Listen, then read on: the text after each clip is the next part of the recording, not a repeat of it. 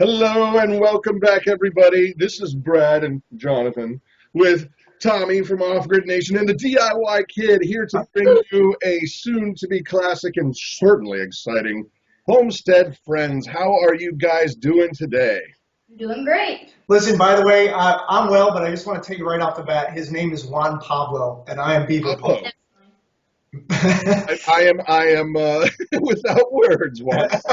Juan Pablo and Beaver Paw tonight. Oh my gosh, I thought I was going to call you Pocahontas.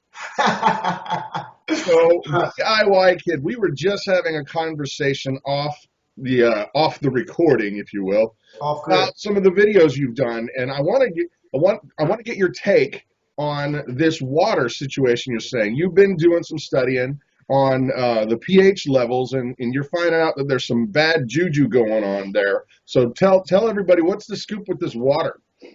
So pH plays a big role in how good the water is. And 7 is neutral. Your blood is about 7.35 to 7.45, and it just plays a big role in how your body functions. So we want to get water with a higher pH? Yes. Because it's more healthier. And it's more alkaline. There we go. So is there any way that you can do that on your own, or is this something you got to buy? Well, I bought the tester, but you can make acidic water alkaline by putting a bit of baking soda in it. Poof, done. Yeah. Damn. And actually, that was kind of cool. I watched this video, and first off, I wasn't, and guys, check it out if you want to see whether or not your water, which bottled waters, how many did you test? I think I tested 5 plus tap water and Berkey. All right, so we did Berkey water, tap water, and I wouldn't expect the pH to change from tap water to Berkey water because we're just filtering the tap water. But I was surprised. 5 commonly bought, and most of you have probably drank a ton of this water. Out of 5, how many were acidic? 2. 2. Acidic, bad. And I'm no expert, but I've been reading up about cancer because my mom has cancer, and my understanding is that cancer feeds off of acidic or acid, I think. Cells, yeah. It thrives. And so the more alkaline your blood, the more you're going to be able to fight cancer. So, from a health standpoint, like he was saying, I thought that was pretty cool. But 2 out of the 5, what was it, Aquafina? And Dasani. Dasani. We've all heard of those, right? Yeah. 2 out of 5 were alkaline. Like they turn yellow and they're supposed to turn orangish. They're supposed to turn green. So I actually kind of dug it. And then he took the baking soda and put some in there and it turned green right before your eyes. It's like magic, dude. Blue, actually. So it's even more alkaline than the regular stuff. I'm colorblind. What do I know? So now let me ask you this. Do you know anything, and this is completely from left field, it is related to the water question, but also, I don't expect you to know this, but do you know in your study, have you come across, will alkalinity change over time? And the reason why I'm asking that is for us who have a preparedness kind of mindset. I mean, I've got some water set away, of course, but is that something I'm going to need to check? Is that something that I should check? Will it change over time? I don't think so, but I'm not 100% sure. That'd be a good follow-up experiment to do. I'll have to do that. Yeah. That's a good question. I guess another thing to always kind of prep with is some baking soda just in case. But I don't know. I try not to get too goofy when you're talking about survival water. I mean, we're going to be lucky that we have water. So I'm not going to be too concerned about it being a little acidic. But, yeah, that'd be a good thing to follow up on. I noticed your son Jonathan's wearing a Dodge Ram hat. That doesn't have anything to do with what's parked out in the driveway. Nothing. Yeah. Yeah, I don't want to go into that painful story again. How far are you away from driver's license day, buddy? Couple weeks. Really? And he's been working. He got a job at a nursery. Dude, he's getting the gun. Taking care of babies? No, like digging holes. Yeah. That kind of nursery. Yeah.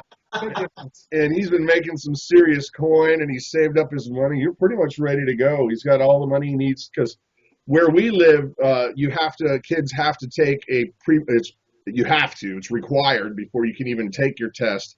You got to take driver's lessons. And that's kind of funny to me too, because it smells like, some politician lawmaker's brother-in-law owns like the biggest company of driver's classes. Yeah. Driving instructing school. Yeah, exactly. Well, But he's saved up all his cash and he's ready to go. He even has the money for insurance. well, that's awesome, dude, but I got bad news for you. Whatever you saved up, you're going to have to save up double that because that's how much these dang things cost to keep on the road. Sorry. Oh, man. But So changing gears just a well, little. hold on, time out. I just want to say this, speaking of driver's lessons. Oh, yep. We like driving. Oh, yeah? Yeah, I took him to a cemetery the other day and put him in That's what we did. I mean, you can't hurt nobody, right? Right, I figured out they're already gone, so. He's gotten to drive around in a few cemeteries with us. There are a lot of stones that you could run into, so I was a little worried about that, but he did great. I mean, I trust him way more with the car than I do my daughter, who's 3 years older. Ooh, you know what's funny though is that when he was gifted this truck, he and his brother, they would just drive in their driveway back and forth just so they could be in the truck driving it. All right, I got a story for you about that, and this kind of blew my kid's mind here because he's a year younger than I was when my father came home with a new car. It was a 1988 Toyota Corolla hatchback. Not a really nice, expensive car by any stretch of the imagination. But it was a big deal for our family. You know, anytime you get a new car, it's a big deal for the family, or at least it was back then. It was. And he pulls in, and we're all standing there looking at it, and he gives me the keys and said, "Are you going to take it for a drive?" I'm 13. I go, "Really?" He goes, "Yeah." And I get in, and next thing you know, I'm driving up the street. Well, of course, you know, when you're a kid, you're all like nervous and tight and worried. And he goes, "Hey, you might want to back up. I think you missed one of the potholes." I'm smashing into all of them. But then later that summer, my dad would work, my mom would stay home, and she had 8 kids, so she was tethered to the phone, right? She loved the phone. That was her only outlet in life. And I used to get up in the summertime, go out, grab the keys, and say, "Bye, Mom." She goes, "No!" But she wouldn't hang up the phone to come get the car. I just take the car out joyriding, poor thing. It's a good thing I never got in any trouble. Dude, that is awesome. As we're talking, there's probably a few people who may not have known your channel, which is the Off Grid Nation. And, Yes. Let's do me a favor and take a few minutes to tell everybody what your channels, both of you guys, what your channels are about, what you do, and some cool stuff that's been happening lately. You want me to go first? Sure. Okay. Well, it started out just kind of, and by the way, he kind of prodded me to do it here, my buddy Juan Pablo. And he's like, "Beaver Paw, we need to do a YouTube channel." And I said, "For what?" And he said, "Well, it'd be nice to just chronicle kind of what you're doing down there at the property." I said, "Okay." So we started doing it. And it's kind of morphed and it's changed quite a bit. It started out just with that, and then I started to find an audience a little bit and started to get with like-minded people, which was awesome. Started to build a community, met you, we did the Homestead Nation, met a lot of folks. And, you know, ever since, and I was liberty-minded beforehand, but ever since the whole ordeal that went down Bundy Ranch and more so the later the Oregon standoff, I've kind of switched gears and I'm splitting my time between spreading the message, lighting the fire of freedom and liberty and spreading that message. And, you know, we just, in fact, this morning I woke up at 5 o'clock and donated like $1,300. We did a donation funding drive on my channel, and the sub stepped up big time. It came to $1,696.55. Wow. I was able to donate to 25 people, and I got 3 more left that I have to donate to. So that's kind of what we're doing. I just got a camper down at the off-grid cabin. I'm getting bees. I'm starting a garden. Got solar. I got all this cool stuff going on. And, you know, if you guys want to follow along and see that, that's great. If you want to get on board with the Liberty message, that'd be great too. And I do some political rants every now and again. Yeah. Yeah. All right. So my channel is about, it's in the name. I do DIYs. I do survival DIYs. I do cooking stuff. And that's pretty much the base of my channel. I've done a lot of cooking videos. Water pH. That's Yeah, I just great. did the water pH. And the seed. And I'm doing a garden series as well. More Yeah. on that will be coming soon. We'll be planting them soon. He took the seeds. He started the seeds this year, so he was kind of chronicling that. I actually planted for I don't know 6 or 8 of the plants today. They were dying because they were in a small space for too long. Yeah. We had to put them You guys like hot food? Hot food. Yeah. Hot What's food. that? I don't. Spicy. Oh. Well, I mean, I just had a sandwich. It was kind of cold, but yeah. I mean, like soup. Yeah, man, I love hot food. I don't. I just got mailed these from China. What in the Whoa. world? That looks Ghost, neat, dude. Yeah. ghost pepper seeds. Oh, dude, yeah. we planted some of those. We 1 planted. million Scoville units. Aaron Davis Homesteading, I think it was Aaron Davis Homesteading, Yeah. sent us a small amount of seeds and we planted them. We planted them. They're growing well. Yeah, that's like, honey, I'll be in the toilet for the next 2 days. Oh my gosh, I don't even want to plant them here. I've been using them as giveaways because I'm afraid my kids will get into because they're allowed to go in the garden and they'll just pick, eating tomatoes. And last year, little Ruth got a hold of a black jalapeno. She thought it was a tomato because we've got several different kinds. And she comes in, she's crying and the water's running. But that's like literally only. I mean, this is like death compared to those things. Well, you know what? They'll only make that mistake once. That is true. They will not pick. They will not. Except for, you know what? Old Juan Pablo here, he used to stick pennies in the light socket, and you did that repeatedly, like 50 or 60 times a day. What? I'm kidding. I'm just making stuff up. Pennies? I'm like, what? Yeah, I mean, I figured after the first, maybe second time you'd get it, but slow on the uptake. There was somebody when I was in high school. I remember this person would go around and they'd take a thin copper wire and they'd take your plug, the plug that lamp cord plug or whatever, and they'd wrap the wire around the both poles, and then they just leave it unplugged so that when the teacher would go over there, they plug it in and boom. Wow, that sounds like it might be a premeditated attempted murder. I mean, And you know what? When you say, "Hey, I know this guy," it really was not me. It was not me. So let's switch gears to some of your off-grid property kind of things. You've got a really sweet setup. You've got, what is it, like 30 acres or something like that? 32 acres, yeah. And what have your challenges been in terms of, just take us in the 5-second overview of what you've got going on, and I've got some questions about your water situation, but give us the overview first. Well, first off, I don't say anything in 5 seconds, but I talk fast, so. There we go. So a couple of the challenges. Number one is the fact that it's kind of remote off of any county road, so it's hard getting supplies back there. I can't order stuff and have them drop off a dump truck of stuff. They can't get down there. Some of the other challenges have been some trespassers. The locals have been using that property for a long time, and nobody's been there to tell them not to, and now somebody's there to tell them not to. So that's been a bit of a challenge. But I gotta say, mostly the fact that I don't know much about much, and I'm kind of having to kind of Ray Charles my way through this and figure things out on my own, and then kind of do things on my own. So not having the extra set of hands, the knowledge, and sometimes not wanting to part with the buck because it can be a money pit, as Jonathan's going to find out with his Dodge Ram soon enough.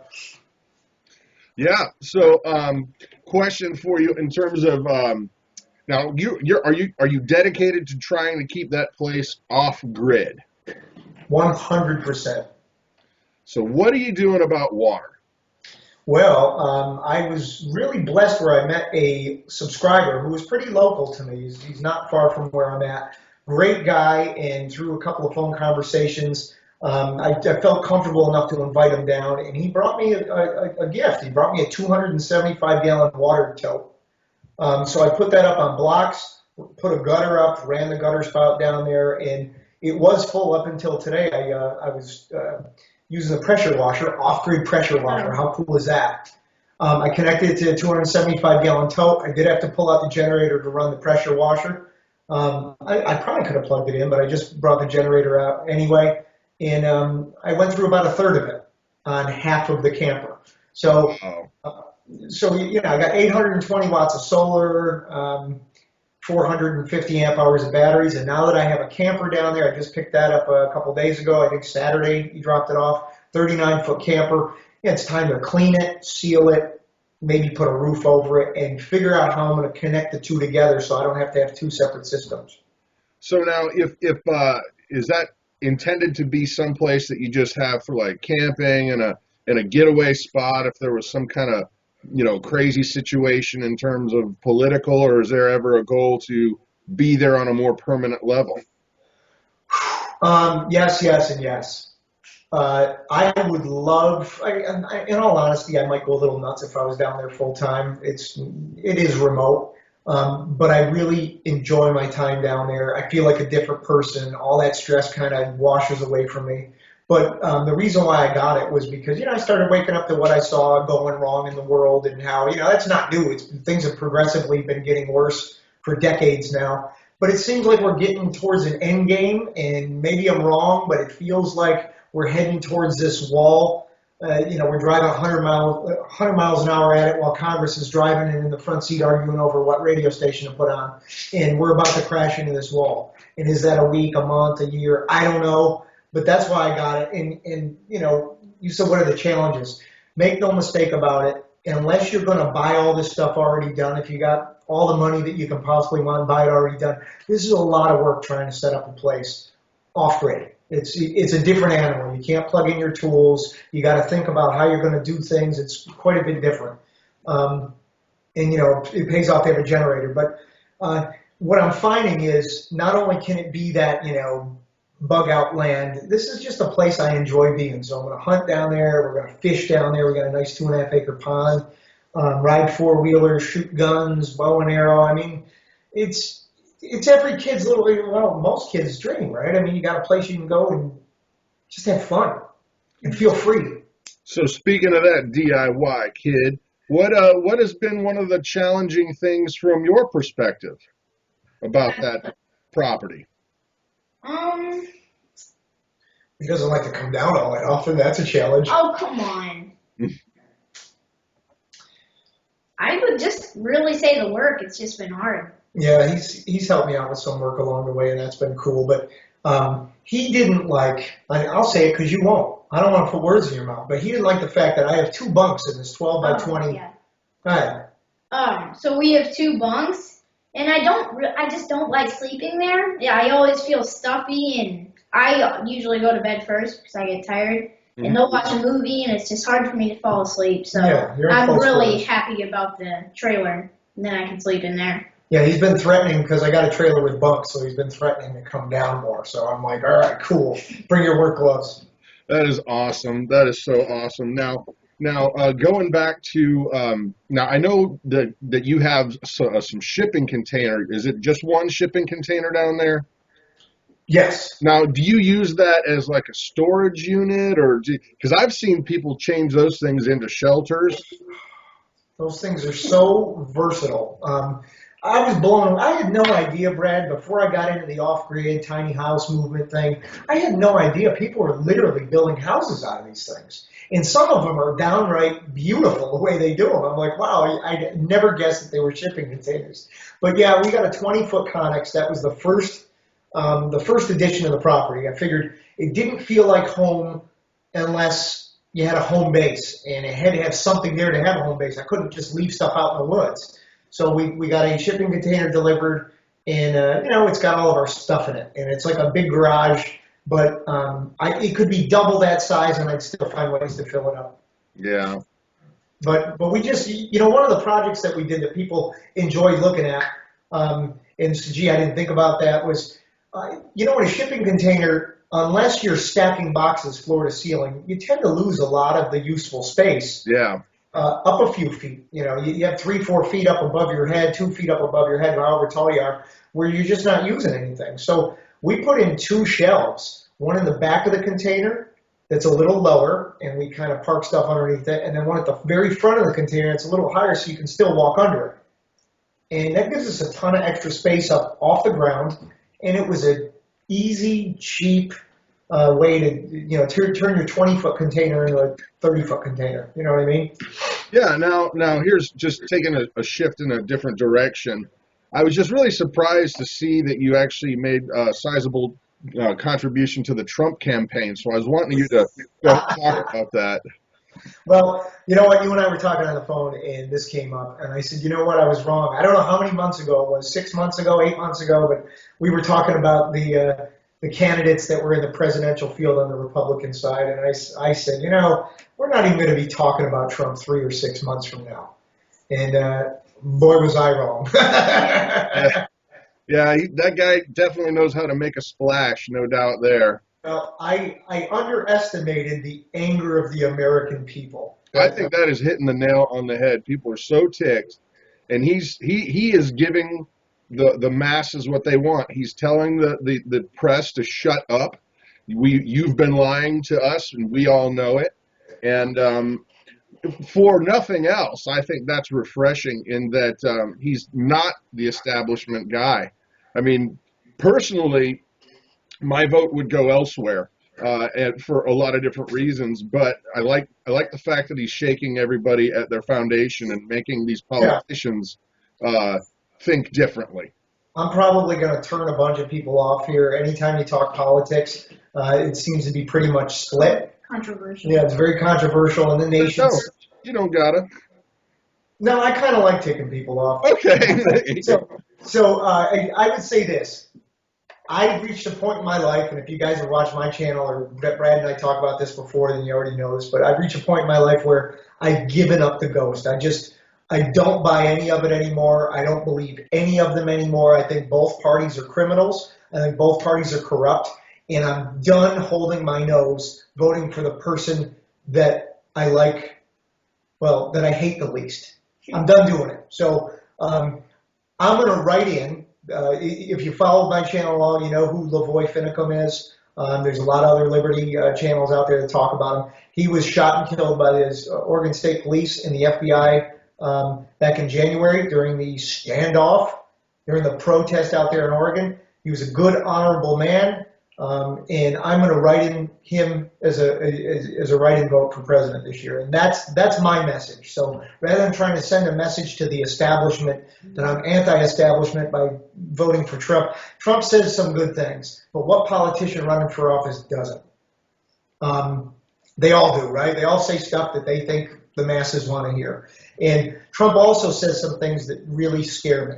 So I'm going to bow out of it. I'm going to try to stick to local politics and even state. You know, one of the things that I'm getting involved with, and I'll plug it here, is called United We Stand. It's a North Carolina accountability team. And basically there's some people here in this state that said, we're sick of it. We're not going to take it anymore. There's a line in the sand. And if our sheriffs won't stand up, if our government won't do what's right, then we, the people, have to. And so we're building a team of people, or I'm becoming a member of this team, where anytime one of our elected officials does something that's contrary to their oath of office, we're going to hold them accountable. We're going to file charges with the magistrate, and we're going to go the legal route. And, you know, if we live to see another day, it could actually do something. So it's enough about talking. It's enough about just flapping your gums in the comment section. We're trying to take some steps where we actually have some action. And the donations that we got from our subs over at our channel are given to these patriots, and some of the other things that we're looking to do. We're having Gavin Stein come to Charlotte. We're going to hold what I hope is going to be a Mondo rally in Charlotte, and that date will be coming soon. And we'll have all that on video. And we're really trying to do something because I don't care who you vote for. Let's say you love Trump. He's going to turn the ship. He's going to right the ship. I don't care who you vote for. I'm of the belief that it's too big of a ship for one man to turn. So I think the change is not going to come from the top down. I think the time for voting and change is long past, in my personal opinion. But we can still change from the ground up. So rather than talk about it, I'm trying to do something about it. I'm trying to teach my kids to do something about it. Because at the end of the day, guys, I may make it through my lifetime where, you know, we still have some semblance of what our country was or what we thought it was. But I guarantee you, he's not going to, and Jonathan's not going to. We're doing this for our kids and our grandkids. I believe that it's our job, it's my generation's job, to hand our kids a better America than what we inherited. And so that's what we're trying to do. How about that? God, I feel like I want to. Let's play a presidential song right now. You know, it's funny because you know, you think that the president would have his own theme song, but that's not for the president. It's for the office of the president. So, well, Trump does have his own theme song. Does he really? For my hair, too sexy for my hair. Oh my gosh. I like big Trumps and I cannot lie. There you go. So, dude, as we're winding out the interview tonight, tell people, plug the channels, tell them why they need to get over there. I personally, guys watching, Tommy and the DIY Kid, they're great people and very opinionated, but in a very cool way. And by the way, I'd like to point out too that if you go on over to his channel and you don't necessarily agree with everything he's saying, I feel like I feel pretty safe in saying he doesn't mind even if you voice your opinion, and even if it's in disagreement, just be nice about it. There's no reason to be nasty. Yeah, listen, unfortunately in today's day and age, the internet age, as wonderful and as beautiful and as great as the technology can be, it also has another side to it, right? It's a double-sided coin. And people tend to be vicious and hurtful and disrespectful because they're anonymous in most cases. And I've seen channels go down in flames because good people are afraid to even say anything because they're immediately attacked. And man, I ain't having any of that. So I dump more people each month than I could count. Not because you disagree with me. I have plenty of people that disagree with me. I do not corner the market on good ideas, okay? And I'll be the first to tell you, I'm not always right. In fact, I'm probably wrong more often than I'm right. But I do have a belief system, like I hope you do. And as long as you're respectful and we can have a good conversation about it and other people join in, I'm all for that. It's when you start to be hurtful and demeaning, I ban you, I block you, I delete you, and I move on because I'm just not going to have it turn into a cesspool. And I think that that's a healthy way to do it. If there's honest and truthful debate, you can be vigorous. You just don't need to be demeaning and a bully. So DIY Kid, plug it, man. Tell us why we got to come and sub. I do a bunch of DIYs. You can learn a lot of stuff, learn recipes. Because it's so easy. It's so easy, even a kid can do it. It's so easy, even Brad could do it. Right? Hey, no, honest to goodness, and I talked to him about this because being 12 years old, you know, your confidence level on doing a lot of things is not always very high. And I said, dude, you got to understand, one of the things that you're giving to folks is you're giving them an opportunity to say, hey, to their son or their daughter, why don't you try this? Look, he's doing this. And so in a weird way, you're lending some confidence, you're lending an opportunity for an adult parent to talk to their child about things that they normally may not feel comfortable talking about. And I think that's a huge service. So if you have kids or you just like watching a cool kid like Juan Pablo over here, check out his channel. He's pretty awesome. I'm not going to get rid of him anytime soon. So awesome. So we got to definitely, everybody's got to go over to the Off Good Nation and DIY Kid, check out their stuff, and get a. Yeah, I love that. We Stand United. Plug that again. Is it We Stand United? It's United We Stand North Carolina Accountability Team. And I don't know if other states are doing it. I'm sure some other states probably picked up on this. But this is going to be huge. This is the first time that I'm aware of where citizens have got together and said, we are going to start filing charges against people that we put into office that do not follow the state Constitution or the United States Constitution, because it's treason and it's illegal and we're not going to stand for it anymore. Somebody's got to put their foot down, Brad. It might as well be me. And you know what? That's why I'm excited about that. I think that is a fabulous idea. And is there a website that we can go and check out? Not yet.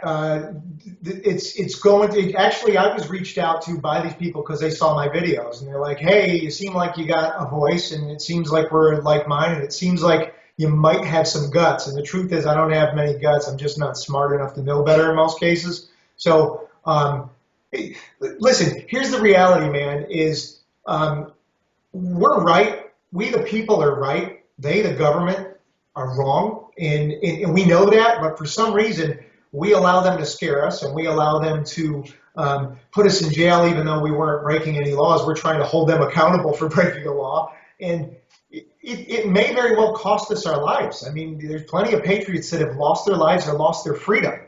And that's one of the reasons why we wanted to do the donation drive. I don't want these people to think that I forgot about them. It wasn't just the people in Oregon. I mean, these people that stood up at the Bundy Ranch back in 2014. They put it all on the line. And I feel like I can't sit back anymore. I got to do something about it. And it's got to be more than just leaving a comment on a video or making a video. I've got to get involved. Dude, well, is your donation page still available for people to give if they want to get involved? Absolutely. I asked everyone for $1. Okay, I asked for $1, and we raised $1,700, just under $1,700. So if you want to send $1 or any amount, you can get on PayPal and send it to CarolinaPrepper7, the number 7, at gmail.com. CarolinaPrepper7 at gmail.com, and just send it over as a gift so there's no charges, and leave a memo. And if you want it to go to a specific person, great. If not, I'll split it up like we did. We split it equally, and we'll give it out to as many people as we possibly can. Guys, it does make a difference. These people are rotting in a cage. Whether you agree with it or disagree with it, I don't know anybody that should in this country disagree with freedom or liberty. And I don't know many people that would take a look at today's society and say, no, things are better than they've ever been. I mean, the culture is great, the morality in this country is great. Everything's kind of fallen apart, and it's up to us. We're the silent majority, and we've been politically correct, or backed into a corner to be politically correct, and we've been silent for too long while the minority is very vocal, and they're making big changes. A lot of them you may or may not know about, but there's a lot of big changes, and we just got to push back and do the best we can. And I'm not leaving that. It's so important. I can't leave it up to a politician anymore, because I've never seen a problem so big that a politician couldn't make it worse. How true is that? And what a great way to end up this interview. Hey guys, please make sure you go over to the Off Grid Nation DIY Kid. I'm Brad, and this is Juan Pablo over here too. Beaver Paw out. Juan Pablo with Big Family Homestead. You guys have an amazing day. Take care, guys. Thanks. Bye.